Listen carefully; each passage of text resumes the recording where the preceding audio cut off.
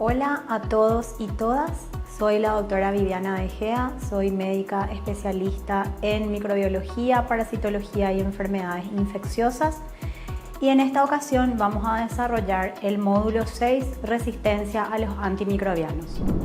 Para iniciar este módulo lo que tenemos que saber es que la mejor manera de controlar la aparición o emergencia de patógenos resistentes a los antimicrobianos es el uso correcto, prudente y óptimo de estos fármacos. ¿Qué significa RAM y cuál es el verdadero problema que esto significa? La resistencia a los antimicrobianos o RAM ocurre cuando las bacterias, los virus, los parásitos o los hongos aprenden a defenderse o lo que es lo mismo, desarrollan resistencia frente a los medicamentos que normalmente se utilizan para tratarlos. Hoy en día tenemos un nivel muy elevado de resistencia a los antimicrobianos, tanto en nuestro país como en todo el mundo. Esto tiene diversos orígenes, por ejemplo, el abuso y mal uso de los antibióticos y también de otros antimicrobianos, tanto en seres humanos como en animales. Y esto incluye también a los peces que se cultivan para, obviamente, su consumo. También cultivo de vegetales para el consumo humano y, por supuesto, la cría de animales para ganado de consumo y también la propagación de los residuos de los fármacos en el suelo y en las aguas. No podemos esperar que se creen o que se originen nuevos antibióticos, ya que esto tiene un costo demasiado elevado y la investigación para llegar a su desarrollo es muy compleja. ¿Cómo ocurre la resistencia de las bacterias a los antibióticos? Vamos a centrarnos específicamente en las bacterias. Bien, si observamos en el número 1 vemos que hay numerosas bacterias, algunas están en color blanco y otras están en un color distinto. Estas que están en un color distinto son el pequeño grupo de bacterias que ya posee de manera natural o que en este grupo ha desarrollado resistencia a los antibióticos. En el número 2 vemos que aquellas bacterias que estaban pintadas de blanco han desaparecido por el efecto de los antibióticos que nosotros hemos administrado. Sin embargo, han sobrevivido o ha sobrevivido aquella de color que estaba pintada, ¿verdad? El color pintado. Entonces, en el número 3, ¿qué es lo que observamos? Observamos que han aumentado en número las de color y un poquito menos las de color blanco, ¿sí? Entonces, estas bacterias, a consecuencia del uso a lo mejor no adecuado de antibióticos, han prevalecido en esa comunidad bacteriana. Y en el número 4, lo que vemos es que estas bacterias le enseñan a otras o le traspasan la capacidad de resistir a los antibióticos. Bien, en esta imagen que está a continuación lo que podemos ver es un pequeño resumen de lo que comentamos recién y además una información gráfica de cómo ocurre esto a gran escala. ¿Por qué las bacterias o por qué algunas bacterias se vuelven resistentes? Por un lado tenemos, como dijimos, el uso de antibióticos en seres humanos cuando no estamos frente a una infección bacteriana, como por ejemplo un cuadro gripal o el propio COVID-19, que no son enfermedades bacterianas y no requieren el uso de estos antibióticos. También ocurre cuando el paciente no completa el ciclo de antibióticos, deja por la mitad el tratamiento, entonces las bacterias sobrevivientes aprenden a defenderse de ese antibiótico. Otra cosa que puede ocurrir es que las personas comparten los restos de la medicación procurando tratar un cuadro que creen que es el mismo, ¿sí? Un dolor de garganta, el vecino tuvo también, se le dio antibióticos y lo comparten creyendo que es la misma enfermedad. Por otro lado, como mencionamos anteriormente, el uso de antibióticos como una especie de factor de engorde o factor de crecimiento en los animales que son destinados a consumo humano. Y también en la agricultura, en la ganadería y, como dijimos, también en el cultivo de peces. Y bueno, el uso en general excesivo de antibióticos.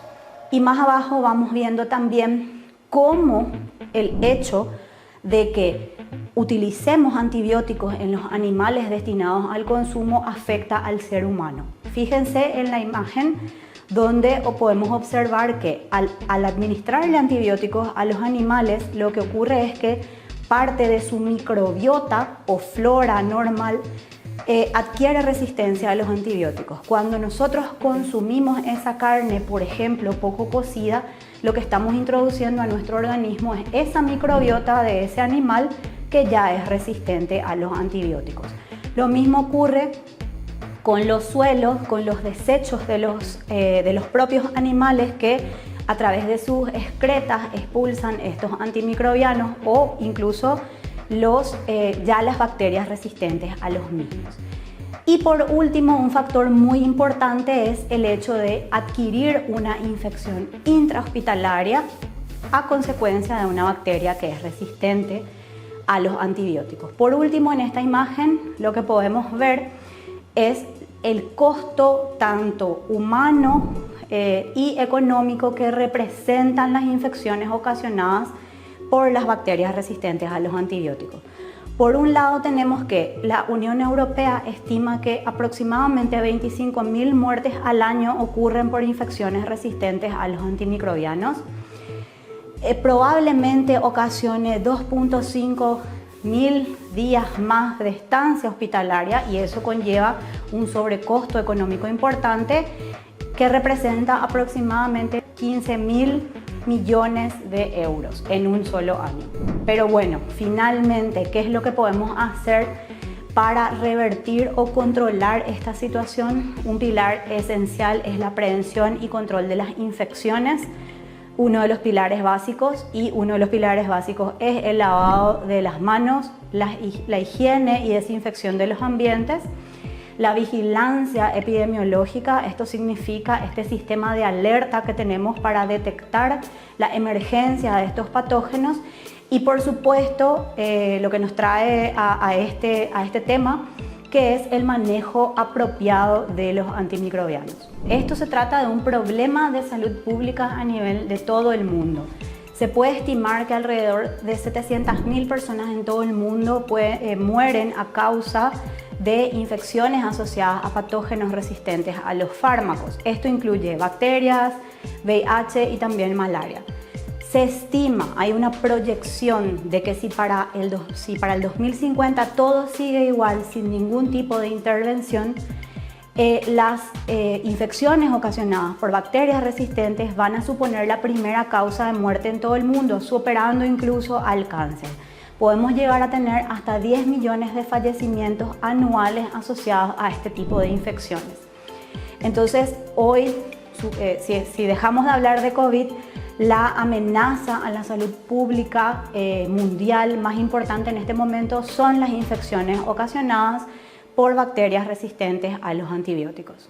Bueno, entonces, ¿cómo podemos hacer para saber cómo utilizar adecuadamente los antimicrobianos? En primer lugar, tenemos que conocer los antimicrobianos, cómo funcionan y cómo prescribirlos. Bien, algunas definiciones generales.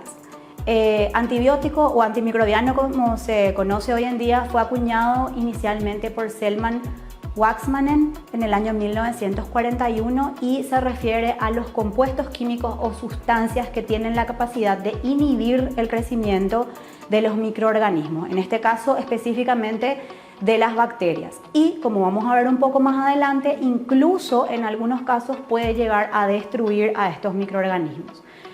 Entonces, ¿cuál es el objetivo de la antibiótico-terapia? Controlar y disminuir la cantidad total de microorganismos vivos o viables, ¿sí? Colaborando con el sistema inmunológico. En esta imagen que podemos observar, lo que se grafica es que tenemos distintas dianas o puntos de acción de los antimicrobianos sobre las células. Y aquí lo que vemos es la comparación o las características similares y a la vez diferentes que hay entre una célula eucariota y las células procariotas, ¿sí? Entonces, con excepción de la pared celular, prácticamente el resto de las dianas de los antibióticos están también en las células eucariotas. Esto es importante conocer para poder interpretar lo que es la acción propia del antimicrobiano sobre la bacteria y lo que podría ser un efecto adverso o reacción adversa en el organismo humano. Para que nuestros antimicrobianos elegidos puedan alcanzar su sitio diana, estos deben poder atravesar la cubierta de las bacterias, excepto cuando la diana se encuentra en la propia envoltura externa cuando hablamos de las bacterias gram negativas. Esto explica un poco, el hecho de tener esta envoltura externa, explica un poco por qué las bacterias gram negativas tienen una mayor resistencia o una mayor dificultad que las bacterias gram positivas para la entrada de los antimicrobianos. Recordemos que tienen esta capa de lipopolisacáridos entonces, y a veces esa capa es la que es diana para los antimicrobianos. Entonces esa es una membrana, es una bicapa lipídica que es diferente a las membranas de los eucariotas, ya que contiene lipopolisacárido y tiene este papel de barrera frente a los antimicrobianos. Bien, entonces a manera práctica podemos clasificar a los antimicrobianos en 3 grandes grupos de acuerdo a lo siguiente. ¿Cuál es su mecanismo de acción? Básicamente, si es bactericida, es decir, destruye a las bacterias, o si es bacteriostático. Esto significa que le frena su replicación. En segundo lugar, ¿cuál es su lugar de acción? Y en tercer lugar, ¿cuál es su estructura química? Bien, entonces en primer lugar, el efecto antibacteriano que podrían tener los antimicrobianos. Hablamos de bactericidas cuando tienen una acción letal para la bacteria, o bacteriostáticos si es que solamente inhiben de forma transitoria el crecimiento bacteriano. Entonces podemos ver en la imagen una representación muy esquemática de lo que es la bacteria feliz y creciendo sin antibióticos. Vemos que la bacteria está como en pausa cuando está frente a un antibiótico bacteriostático, y vemos que la bacteria está sin capacidad de reproducirse, está muerta en el caso de un bactericida. Bien, en segundo lugar entonces tenemos la clasificación según su espectro de acción, y esto nos lleva a hablar de los antibióticos de amplio espectro, aquellos que son activos frente a un amplio número de especies y géneros diferentes. Y tenemos el caso de los aminoglucósidos y los carbapenems, por ejemplo. Y tenemos los de espectro reducido, donde son antibióticos que solamente tienen actividad frente a un grupo reducido de especies, como por ejemplo la vancomicina. Según su mecanismo de acción, entonces, es el mecanismo por el cual el antibiótico puede inhibir el crecimiento o destruir la célula bacteriana. Y estos se dividen en inhibidores de la formación de la pared, la síntesis proteica, la inhibición de la duplicación del material genético o el DNA bacteriano, la inhibición de la formación de la membrana citoplasmática o la inhibición de las vías metabólicas que le permiten replicarse a las bacterias. Tenemos según su mecanismo de acción que se clasifican de acuerdo al mecanismo por el cual el antibiótico inhibe o destruye la célula bacteriana. Y esto significa que inhiben alguno de los siguientes puntos: o inhiben la formación de la pared bacteriana, o inhiben la síntesis proteica, puede ser que inhiban la duplicación del DNA, puede ser que inhiban la formación de la membrana citoplasmática, o bien inhiben alguna de las vías metabólicas de la bacteria. Para ver algunos ejemplos, vemos que aquellos que afectan la formación de la pared celular, tenemos a los antibióticos beta-lactámicos, como los antibióticos beta-lactámicos, la fofomicina o los glucopéptidos. Aquellos que afectan a la replicación del DNA, las fluoroquinolonas o el metronidazol. Aquellos que atacan o inhiben las subunidades 50S de la síntesis proteica, como el cloranfenicol, eritromicina, clindamicina. Aquellos que afectan la formación o las subunidades 30S de la síntesis proteica, como las tetraciclinas. Aquellos que interfieren en la síntesis proteica, como la gentamicina, tobramicina, que son aminoglucósidos. Aquellos que alteran o interfieren en el metabolismo del ácido fólico, como el trimetoprim sulfamethoxazol, y aquellos que inhiben la formación de la membrana celular, como la polimixina B y los nitrofuranos. Luego tenemos aquellos que se clasifican según su farmacocinética y farmacodinamia. Tenemos que saber o conocer que cada antimicrobiano es metabolizado en una forma diferente dentro del organismo humano. No es lo mismo un beta-lactámico que tiene una escasa penetración celular que, por ejemplo, un macrólido que tiene concentración a nivel intracelular. Entonces, cuando nosotros hablamos de farmacocinética, nos referimos a la absorción, distribución y eliminación del fármaco por el organismo del ser humano. Cuando hablamos de farmacodinamia, lo que mencionamos es todo aquello que intenta comprender las relaciones que hay entre el fármaco y sus efectos, que son deseables o buscados, como la muerte bacteriana en este caso, o los efectos indeseables que pueden aparecer. ¿Cuáles son los factores que debemos tener en cuenta para elegir correctamente el antibiótico que vamos a utilizar? La etiología de la infección, el lugar de la infección, la edad del paciente, si se trata de una embarazada o una madre en periodo de lactancia, la función hepática del paciente, otros factores que pudieran influir y si estamos ante un tratamiento propiamente dicho o ante una profilaxis antibiótica.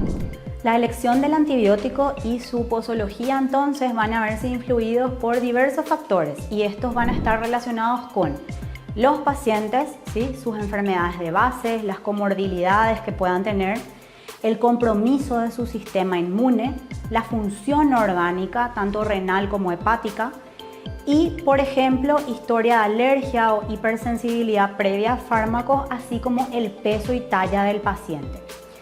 En el caso de los microorganismos, tenemos que tener en cuenta la sensibilidad intrínseca de esa bacteria frente a los antibióticos.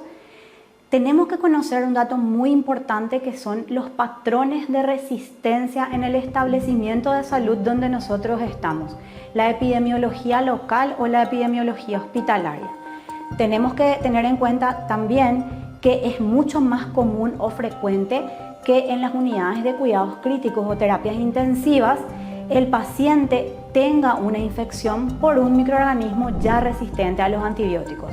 Llámese Staphylococcus aureus resistente a meticilina o por sus siglas SARM, Pseudomonas aeruginosa multidrogo resistente, KPC o Klebsiella pneumoniae carbapenemasa u otros tipos de enterobacterias resistentes a los antibióticos.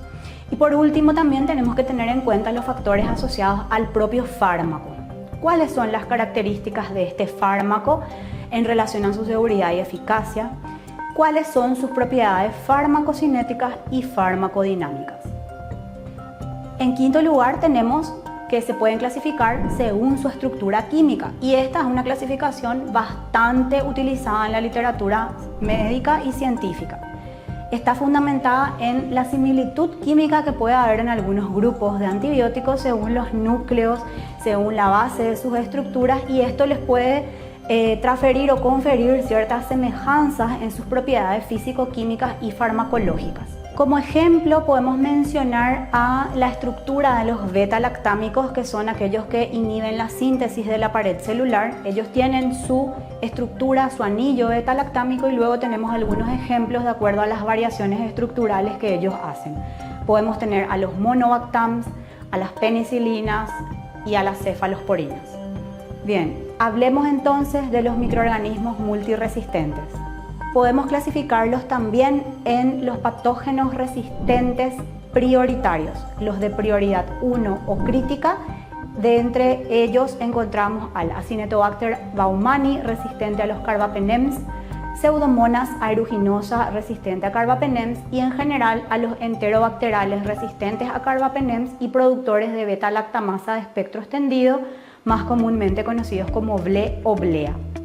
En segundo lugar, o prioridad 2 o prioridad elevada, tenemos al Enterococcus faecium resistente a vancomicina, Staphylococcus aureus resistente a meticilina y con sensibilidad disminuida a la vancomicina. Aquí, como ven, pasamos ya al grupo gram positivos.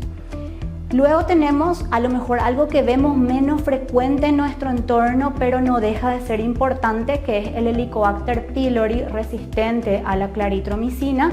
Y tenemos también al género Campylobacter, que puede ser resistente a las fluoroquinolonas, al igual que la Salmonella, que también puede ser resistente a fluoroquinolonas.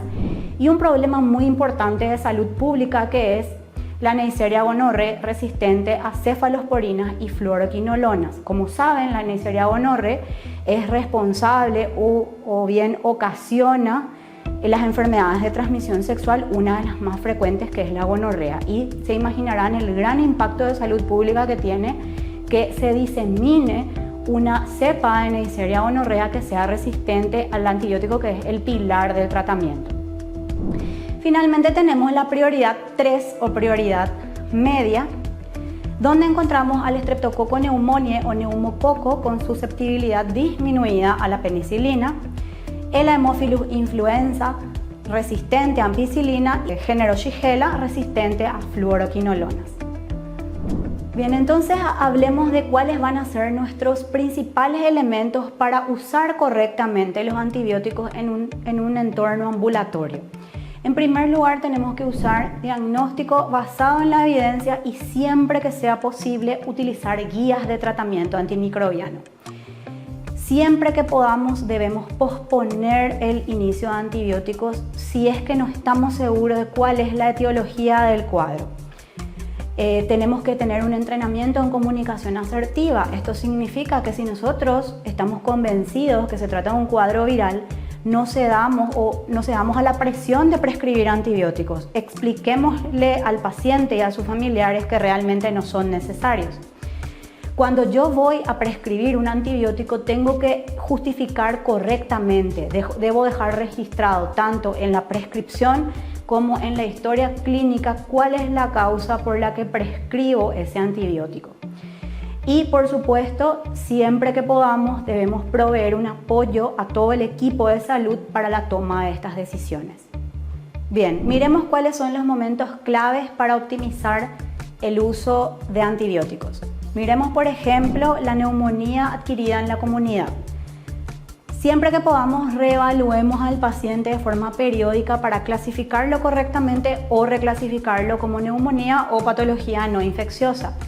Utilicemos tratamiento empírico, pero evitemos usar cefalosporinas, antiseudomonas o anti-Staphylococcus aureus resistente a meticilina, salvo que identifiquemos factores de riesgo para que los pacientes tengan infecciones asociadas a estas bacterias. Siempre que podamos, optemos por tratamiento definitivo, es decir, si logramos conocer el diagnóstico etiológico. Si nuestro paciente tiene buena evolución, podemos considerar un tratamiento acortado a 5 días. Si se demuestra que el paciente no tiene portación de Staphylococcus aureus, entonces podemos retirar esa cobertura si la hemos instaurado. Ahora, en el caso de las infecciones de tracto urinario, es muy importante que podamos establecer normativas locales para la toma de cultivo. Por ejemplo, no le tendríamos que solicitar cultivos a aquellos pacientes que portan una sonda urinaria de más de 24 horas de duración, porque lo que vamos a encontrar son patógenos que están colonizando esa sonda urinaria. Ahora podemos analizar si es que vamos a solicitar urocultivo en todos los pacientes con signos y síntomas de infección de tracto urinario, y esto seguramente va a depender también de nuestra capacidad local de diagnóstico. En cuanto al tratamiento empírico, es interesante que, al igual que en el caso anterior, podamos establecer normativas sobre el tratamiento empírico para estas infecciones, evitando siempre que sea posible evitar tratar bacteriurias asintomáticas, excepto en mujeres embarazadas y previo a procedimientos urológicos.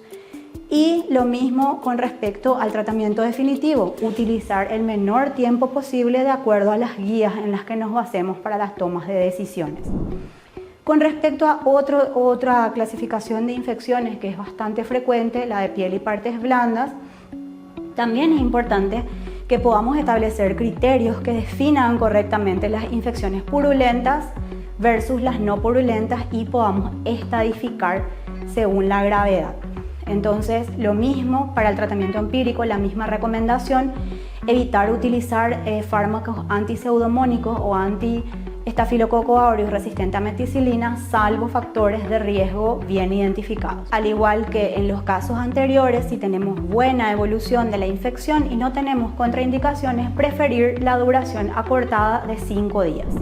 Otro momento clave para optimizar el uso de antibióticos es la sepsis. Como sabemos, tenemos la hora de oro de la sepsis, que es el inicio precoz de antibiótico-terapia, cambia el pronóstico de sobrevida del paciente. Entonces, la recomendación es que tengamos un equipo especialista en antibióticos. Bueno, si esto no está disponible, el clínico que está manejando el paciente debe poder trabajar con el microbiólogo y con el de farmacia para conocer cuál es la epidemiología local y la disponibilidad de la farmacia. Entonces puede prescribir un tratamiento obviamente empírico en la primera hora, habiendo recogido los cultivos correspondientes previamente. Entonces es muy interesante que el equipo de salud desarrolle protocolos de tratamiento antibiótico basado en su epidemiología local.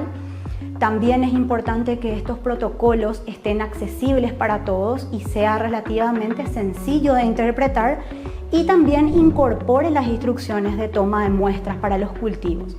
También es importante que los que gerencian nuestros establecimientos de salud puedan asegurarnos la disponibilidad de estos recursos, ya sea para toma de muestra o para el diagnóstico etiológico. Miremos entonces estas guías que están disponibles a través de la página del Ministerio de Salud, que son unas guías nacionales de tratamiento antibiótico empírico para infecciones más frecuentes adquiridas en la comunidad, diseñada para pacientes adultos. Los propósitos y objetivos de esta guía son los siguientes: optimizar la utilización de los antibióticos en los diversos establecimientos de salud de todo el sistema de salud del país, buscando así que haya una unificación de criterios de tratamiento con directivas claras.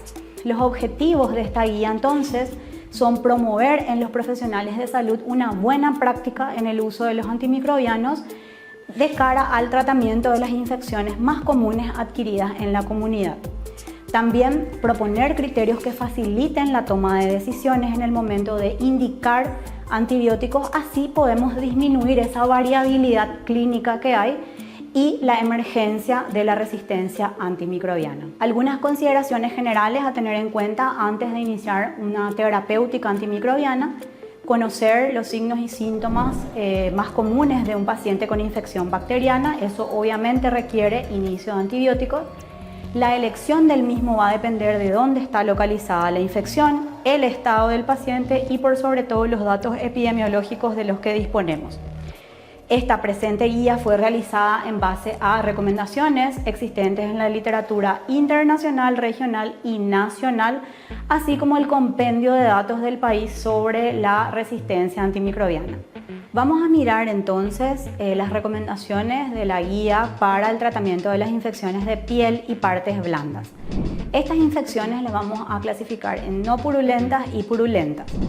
Dentro de las no purulentas tenemos celulitis, erisipelas, necrotizantes, que a su vez se van a clasificar en leve, moderada y grave. Mirando las leves podemos ver que se trata de una infección local con enrojecimiento, dolor, aumento de temperatura local. Y tenemos que tener en cuenta ciertos factores de riesgo que pueda tener el paciente, y esto puede predecir una complicación: obesidad, diabetes, alcoholismo, linfedema, una infección concomitante con hongos, por ejemplo Tinea pedis, insuficiencia venosa o algún tipo de injuria local. Entonces, en este caso, el tratamiento empírico basado en la epidemiología de nuestro país es cefalexina 500 miligramos vía oral cada 6 horas o amoxicilina no asociada a ningún inhibidor de beta-lactamasas, que sería amoxicilina 1 gramo cada 6 a 8 horas por vía oral. ¿Qué pasa en aquellos pacientes que tienen una verdadera alergia documentada a los beta-lactámicos? Tenemos como opción levofloxacina 500 miligramos cada 24 horas vía oral o acitromicina 500 miligramos cada 24 horas vía oral. En todos los casos, el tratamiento se recomienda que dure hasta 5 días, pero siempre tenemos que tener en cuenta que debemos tratar los factores de riesgo asociados. Sobre todo en el caso de los pacientes diabéticos, tenemos que asegurarnos que hay un buen control glicémico también. Obviamente, si obtuvimos alguna muestra de cultivo, debemos ajustar finalmente la duración del tratamiento y el tratamiento dirigido de acuerdo a lo que hayamos encontrado. En el caso de las infecciones moderadas ya vamos a tener que considerar hospitalización del paciente y también vamos a considerar hospitalización si un cuadro leve a la revisión a las 48 horas vemos que ha empeorado. También puede ser un paciente que ya se presente con signos sistémicos de infección, como por ejemplo fiebre, malestar general, taquicardia o pacientes inmunodeprimidos. Tenemos que tener en cuenta que podemos sospechar o debemos sospechar infección por Staphylococcus aureus resistente a la meticilina en algunas situaciones particulares que se mencionan, que son aquellos pacientes que refieren cuadros de forunculosis a repetición, aquellos que nosotros sabemos que están colonizados por Staphylococcus aureus resistente a meticilina, si es que el paciente ha tenido ingresos hospitalarios en los 3 meses anteriores o si ha recibido antibióticos de amplio espectro en los 3 meses anteriores. En ese caso, recomendamos siempre descartar piomiositis y fascitis necrotizante y nuestra opción de tratamiento empírico sería ya intravenosa. Cefazolina 2 gramos intravenoso cada 8 o clindamicina 600 miligramos intravenoso cada 8 horas o ceftriaxona 1 gramo intravenoso cada 12 horas. En el caso de que se haya identificado algún factor de riesgo para portación o infección por aureus resistente a meticilina, en ese caso se añade vancomicina 1 gramo cada 12 horas ante esta sospecha. En este caso, la recomendación de duración del tratamiento es 7 días, pero obviamente va a estar sujeto a la evolución del paciente. En el caso de infecciones de piel y partes blandas no purulentas de clasificación severa, en cuyo caso estamos hablando de fascitis necrotizantes o piomiositis, aquí tenemos que considerar en aquellos casos donde hay falla de tratamiento previo, si encontramos que el paciente tiene dolor no proporcional a las características clínicas, si hay crepitación, ampollas, equimosis, necrosis, bullas hemorrágicas o descamación, o si hay algún signo sistémico de sepsis o shock séptico, como fiebre, frecuencia cardíaca mayor a 90 latidos por minuto, frecuencia respiratoria mayor a 22 respiraciones por minuto, glóbulos blancos más de 12.000. En este caso, siempre se recomienda hacer debridamiento quirúrgico precoz con toma de muestra en todos los casos. No tiene sentido llevar al paciente al quirófano si no voy a, además de hacer el debridamiento, tomar muestras para cultivo. De todas maneras, en tanto retorne el cultivo, el tratamiento empírico recomendado basado en la epidemiología local es piperacillina tazobactam 4.5 gramos intravenoso cada 6 horas, con vancomicina 1 gramo cada dosis, cada 12 horas previa dosis de carga, que es 30 miligramos por kilo peso, asociado a clindamicina 600 miligramos intravenosos cada 12 horas. Como segunda opción, imipenem 500 miligramos cada 6 horas, junto con vancomicina 1 gramo cada 12 horas. Como alternativa, está meropenem 1 gramo cada 8 más vancomicina 1 gramo cada dosis, siempre haciendo la dosis de carga previamente, y finalmente asociado a clindamicina de 600 miligramos intravenoso cada 8 horas. ¿Qué pasa en aquellos pacientes con alergia documentada a betalactámicos? La opción disponible sería ciprofloxacina 400 miligramos intravenosos cada 8 horas más clindamicina o metronidazol 500 miligramos intravenosos cada 6 horas. En este caso, la duración propuesta de tratamiento es de 7 a 14 días según control adecuado del foco. Tenemos que tener en cuenta que a veces estos pacientes van a requerir al quirófano más de una vez. Pasando a las infecciones de piel y partes blandas purulentas, aquí encontramos aloforúnculos, carbúnculos o abscesos, también clasificadas en leve, moderada o severa. En el caso de las leves no se indica antibiótico tópico ni sistémico. Estamos hablando de, por ejemplo, un forúnculo que que va a requerir probablemente drenaje, curaciones con antiséptico y más nada. Pasamos a los moderados. En este caso podemos estar frente a un paciente con un empeoramiento de la lesión previa o que ya se manifiesta de entrada con signos sistémicos de infección como fiebre, malestar general u otra sintomatología. En aquellos casos que se puede todavía manejar de forma ambulatoria, la primera opción de tratamiento basado en la epidemiología local es iniciar con trimetopril, sulfametoxazol 160-800 vía oral cada 12 horas o como alternativa doxiciclina 100 miligramos vía oral cada 12 horas. En el caso de que valoremos la internación del paciente, la primera opción en este caso sería vancomicina 1 gramo intravenoso cada 12 horas. La duración propuesta del tratamiento son 7 días, siempre considerando ajustar de acuerdo al antibiograma y a la evolución del paciente. ¿Qué pasa cuando ya estamos ante un caso severo? El paciente ya está internado o claramente requiere internación porque tiene falla del tratamiento previo y algún signo sistémico de infección grave. Recordemos que aquí lo más importante es drenar la pus, entonces debemos hacer un drenaje quirúrgico urgente y como dijimos antes, siempre que llevemos al paciente al quirófano debemos recoger muestras para cultivo. En este caso, el tratamiento empírico recomendado es vancomicina 1 gramo cada 8 horas, siempre ajustado a función renal en todos los casos de utilización de vancomicina, asociado a piperacilina tazobactam. ¿Esto qué hace? Tenemos cobertura frente a gram positivos y cobertura frente a gram negativos y también a anaerobios. En el caso de los pacientes con alergia documentada a beta-lactámicos, tenemos como opciones vancomicina asociada a ciprofloxacina y metronidazol, que ahí con el metronidazol ampliamos la cobertura a los anaerobios. La duración propuesta de tratamiento 7 a 14 días siempre y cuando logremos controlar adecuadamente el foco. Neumonías. Recordemos aquí que no existe evidencia que los cuadros de neumonía ocasionados por SARS-CoV-2, es decir, el COVID-19, no requiere tratamiento antibiótico. Tenemos que un 3.5% de los pacientes han sido reportados con coinfección bacteriana y menos de un 15% hacen una sobreinfección. Entonces, seamos prudentes a la hora de prescribir antibióticos a un paciente con COVID. En cuanto a la neumonía comunitaria, aquellos pacientes que no tienen criterios de gravedad, como por ejemplo aquellos que no tienen enfermedad de base, no tienen ningún factor de riesgo evidente de tener infección por aureus meticilino resistente o pseudomonas aeruginosa, podemos aplicar el parámetro CURV 65. Si cae dentro del grupo que puede ser tratado de forma ambulatoria, entonces la primera opción va a ser amoxicilina 1 gramo vía oral cada 8 horas. Y como alternativa, en aquellos que son alérgicos, utilizamos levofloxacino 750 miligramos vía oral cada 24 horas. La duración propuesta es de 5 días, siempre de acuerdo a la evolución del paciente.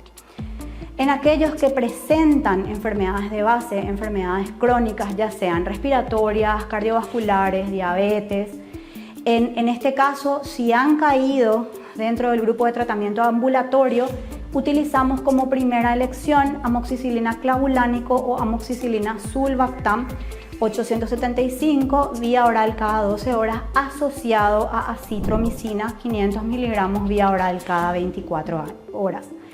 En el caso de los que son alérgicos, utilizamos levofloxacino 750 miligramos vía oral cada 24 horas. La duración propuesta en este caso es de 7 días. Un paciente que tenga cualquier criterio de gravedad por el CURV 65 ya va a requerir hospitalización. En este caso, a pesar del bajo rendimiento, se recomienda tomar muestras de esputo para cultivo y de hemocultivos también. Si tenemos disponible en nuestro medio, hacemos un hisopado de búsqueda de portación de estafilococo resistente a meticilina y si está disponible también antígeno urinario para Streptococcus pneumoniae y Legionella. En este caso, el tratamiento empírico propuesto es amoxicilina clavulánico o amoxicilina sulbactam 1.5 gramos intravenoso cada 8 horas asociado a acitromicina 500 miligramos vía oral cada 24 horas.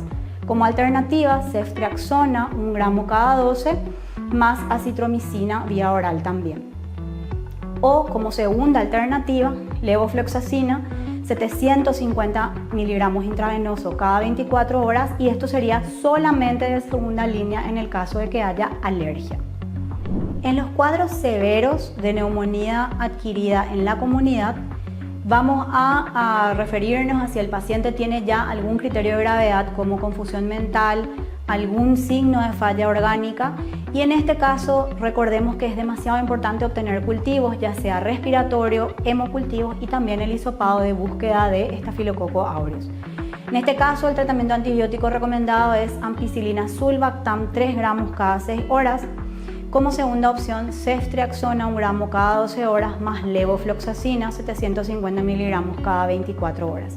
En el caso de que sospechemos portación de Staphylococcus aureus o que es el ocasionante de la infección, se añade vancomicina 1 gramo cada 8 horas, siempre ajustando a función renal, más levofloxacina de 750 miligramos cada 24 horas. Revisemos entonces las infecciones del tracto urinario, que suelen ser las más frecuentes que vemos en nuestra práctica clínica. Entonces, estamos hablando de aquellos pacientes que se presentan con una infección de tracto urinario pero que no portan sonda urinaria permanente. En el caso de las bacteriurias asintomáticas, sin importar el recuento de colonia o si hay piuria, no se deben tratar, excepto en el caso de mujeres embarazadas, previo a procedimientos urológicos o en pacientes trasplantados renales. Vamos a clasificar entonces estas itus en no complicadas. Esto incluye cistitis, uretritis y las bacteriurias asintomáticas en el embarazo. La primera opción de tratamiento antibiótico empírico recomendada basada en la epidemiología local es la nitrofurantoína 100 miligramos vía oral cada 12 horas. Esto no debe prescribirse en el tercer trimestre del embarazo. La segunda opción es cefixima 400 miligramos vía oral cada 24 horas. Y la duración recomendada es 3 días para las mujeres, 7 días para los hombres y las embarazadas cuando les corresponde recibir. En el caso de las infecciones complicadas, cuando ya tenemos signos sistémicos de infección o si estamos frente a una pielonefritis aguda, por ejemplo, o si estamos ya frente a otro tipo de factores de riesgo de itus complicadas, como por ejemplo itus recurrentes, que son más de 3 episodios en el año, si el paciente tiene normalidades anatómicas de las vías urinarias, si está asociado a catéter o algún otro criterio de riesgo. En este caso ya se recomienda obtener hemocultivo y urocultivo en todos los pacientes, previo al inicio del tratamiento antibiótico empírico. ¿Qué vamos a utilizar? En primer lugar, ceftriaxona, 1 gramo intravenoso cada 12, como alternativa a amicacina, 7.5 miligramos por kilo peso intravenoso cada 12 horas. Otras alternativas de acuerdo a ciertos factores de riesgo. Si el paciente tiene una enfermedad sistémica grave o es un paciente con riesgo de ser una infección por multidrogo resistente, podemos utilizar ertapenem, si está disponible, 1 gramo intravenoso cada 24 horas o meropenem 1 gramo cada 8 horas. La duración propuesta va a ser de 7 a 14 días. Cuando ya estamos ante un cuadro severo, siempre recoger hemocultivos y urocultivos previo al inicio de tratamiento, y vamos a iniciar con amicacina 7.5 miligramos por kilo peso cada 12 horas, como alternativa ertapenem o meropenem, y en tercer lugar de opciones sería ciprofloxacino 400 miligramos cada 8 horas más amicacina cada 24 horas, solo en el caso de alergia severa.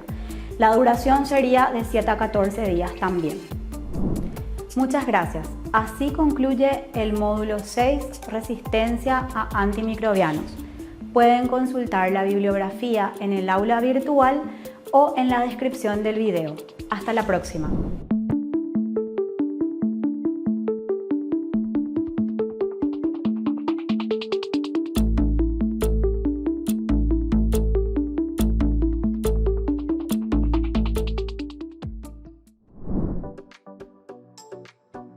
Hagamos un breve recorrido por el aula virtual. Esta cuenta con 3 importantes secciones: las clases grabadas, los materiales de consulta y la evaluación. La capacitación es asincrónica, por lo que los videos de las clases están disponibles las 24 horas en el aula virtual.